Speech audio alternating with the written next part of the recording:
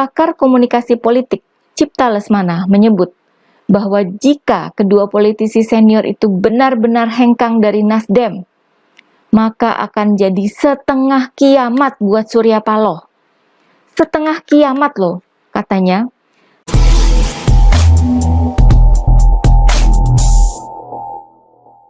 Hai guys, jumpa lagi dengan saya, Nina Nur. Bersama-sama kita akan mengulik dunia politik dengan awas, waras, dan cerdas.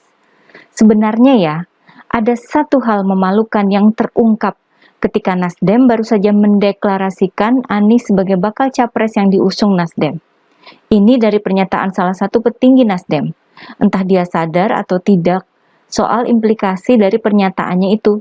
Dia bilang apa? Dia menjelaskan alasan mengapa bukan Ganjar Pranowo yang diusung Nasdem jadi bakal capres. Ini kan tentu jadi pertanyaan ya. Pertama, karena Nasdem kan bukan partai pengusung Anies di Jakarta. Kedua, karena dalam berbagai survei elektabilitas, Ganjar berada di posisi pertama, di atas Anies. Jadi, harusnya ketika Surya Paloh menyebut the best, yang terbaik, maka Ganjar merupakan pilihan yang logis. Nah, petinggi Nasdem ini menjelaskan, katanya, karena adanya ketidakjelasan kapan Ganjar bisa memutuskan. Padahal, Nasdem sendiri harus mengejar deadline, biar jelas katanya. Nasdem tidak bisa menunggu sikap politik Ganjar, sehingga akhirnya Nasdem memilih mengambil sikap untuk mengusung Anies. Ini sangat memalukan buat Anies ya, artinya pilihan pertama Nasdem itu bukan Anies, melainkan Ganjar. Ganjarlah yang ditunggu jawabannya oleh Nasdem. Ketika Ganjar nggak mau, ya akhirnya Anies deh yang dipilih. Nasdem sendiri juga nggak sabar, pingin cepat-cepat mendulang keuntungan dengan cara nebeng si bakal capres. Jadi soal Anies disebut the best atau yang terbaik, itu ngibul dong ya. Dalam perkembangannya, beberapa temuan survei elektabilitas menunjukkan Nasdem mengalami penurunan suara setelah mencapreskan Anies. Misalnya, dari lembaga survei New Indonesia Research and Consulting yang menunjukkan angka elektabilitas Nasdem hanya 3,8%. Sedangkan lembaga Polmatrix Indonesia menyebut angka Nasdem menjadi 3,1% saja setelah mencapreskan Anies. Sementara itu, SMRC menyebut bahwa deklarasi capres Anies tidak menolong angka Nasdem. Nasdem mengalami penurunan dari 5,4% menjadi 4,8%. Selain itu, Nasdem juga didera banyak kecaman karena tetap saja bertahan sebagai partai koalisi pengusung pemerintah. Padahal Nasdem mengusung Anies Baswedan yang disebut sebagai antitesisnya Presiden Jokowi. Bakal teman koalisi Nasdem pun adalah partai-partai oposisi. Jadi ngapain itu 3 menteri Nasdem masih bertahan di kabinet? Ngapain Nasdem bersikeras bahwa jika nanti terpilih jadi presiden, Anies akan meneruskan program Presiden Jokowi, seperti pemindahan ibu kota ke Kalimantan. Sementara para pendukung Anies merupakan mereka yang anti terhadap pemerintahan Presiden Jokowi. Nasdem juga harus menghadapi konsekuensi bahwa pilihannya terhadap Anies itu tidak sesuai dengan pilihan sejumlah kadernya sendiri, sehingga menyebabkan mundurnya para kader itu. Seperti Ketua Departemen Bidang UMKM DPP Partai Nasdem, Niluh Jelantik, lalu Wakil Ketua Bidang Hubungan Eksekutif DPW Nasdem Bali, Panji Astika, kemudian DPW Gerakan Restorasi Pedagang dan UMKM Nasdem Sulawesi Utara, Frederick Didiroa Lumalente. Disusul kader Nasdem di Kalimantan Barat, Andreas Acuy Simanjaya, dan Sekretaris DPC Nasdem Kecamatan Jekulo, Kudus, Jawa Tengah, Agus Rianto. Yang mundur ini yang punya jabatan ya, artinya ada kemungkinan juga membawa kader-kader lainnya di wilayahnya masing-masing. Soal mundurnya sejumlah kader Nasdem ini, yang akhirnya jadi isu yang bikin Nasdem agak terguncang. Karena dalam beberapa hari belakangan beredar isu atau kabar buruk bahwa ada 2 politisi senior Nasdem yang hengkang karena pencapresan Anies. Mereka adalah Enggar Tiasto Lukito dan Siswono Yudo Husodo. Enggar Tiasto merupakan Wakil Ketua 1 Dewan Pertimbangan Nasdem, dan pernah menjabat sebagai menteri di era Presiden Jokowi. Sedangkan Siswono Yudhohusodo adalah Ketua Dewan Pertimbangan Nasdem yang juga pernah menjadi menteri di era Presiden Soeharto. Dari berbagai pemberitaan, isu hengkangnya dua politisi senior Nasdem ini bermula dari bocoran yang beredar di media sosial. Sebuah akun dari pegiat media sosial menyebut bahwa para petinggi Nasdem ini keluar dari Nasdem karena adanya capres yang tidak sesuai dengan hati nurani. Akun ini menyebut bahwa berita besar tersebut berusaha ditutup-tutupi oleh Nasdem.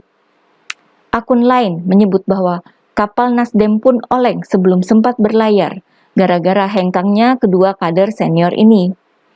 Apakah ada bantahan dari pihak Nasdem?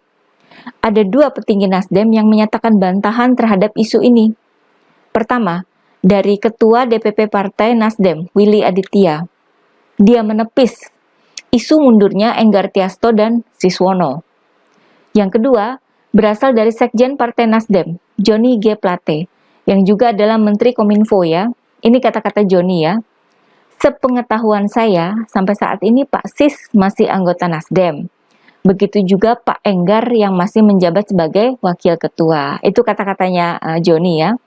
Menurut Joni, beberapa hari sebelumnya mereka berdua masih bertemu dan menghadap Surya Paloh.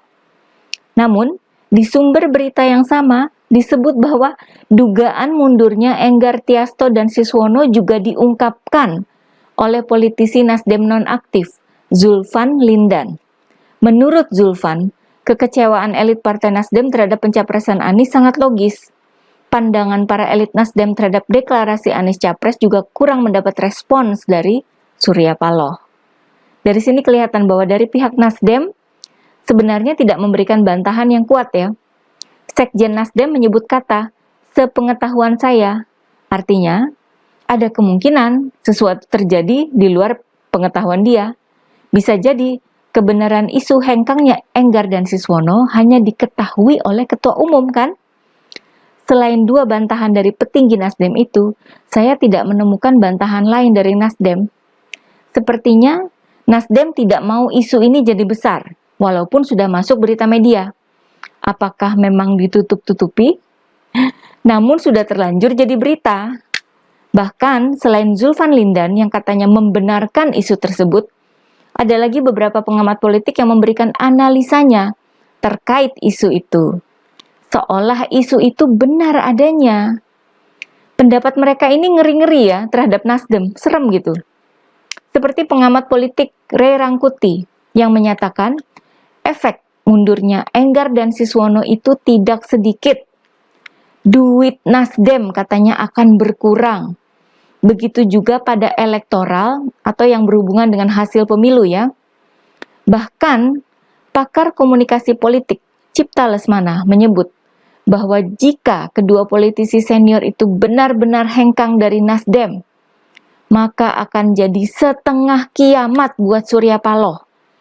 Setengah kiamat loh, katanya, saking besarnya efek yang ditimbulkan. Cipta Lesmana juga menyebut bahwa kedua politisi senior itu merupakan orang lama yang disayang sama Surya Paloh. Sementara itu, pengamat politik Ujang Komarudin menilai mundurnya politisi Nasdem karena tidak setuju dengan pencapresan Anies adalah hal yang wajar. Karena itu kan pilihan politik ya. Ujang juga meyakini bahwa isu mundurnya Enggar Tiasto dan Siswono bukanlah isu semata. Kalau bukan isu, berarti fakta dong ya. Nah, dari sini kita bisa melihat ya bahwa jadi sangat wajar jika pihak Nasdem sampai menutup-nutupi kebenaran isu mundurnya Enggar Tiasto dan Siswono ini. Karena efek yang besar yang melanda Partai Nasdem. Itu tadi ya, ada efek keuangan dan ada efek elektoral. Bahkan sampai disebut setengah kiamat.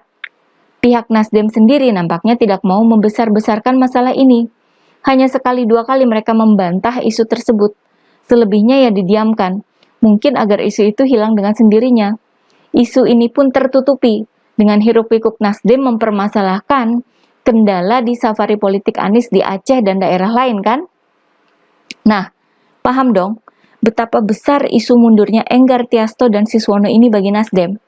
Kita sih nggak bisa melihat apa yang terjadi di balik layar ya. Bisa jadi kapal memang sedang oleng. Oke guys, jangan lupa like dan subscribe channel Seaworld TV ya. Kura-kura emang juara.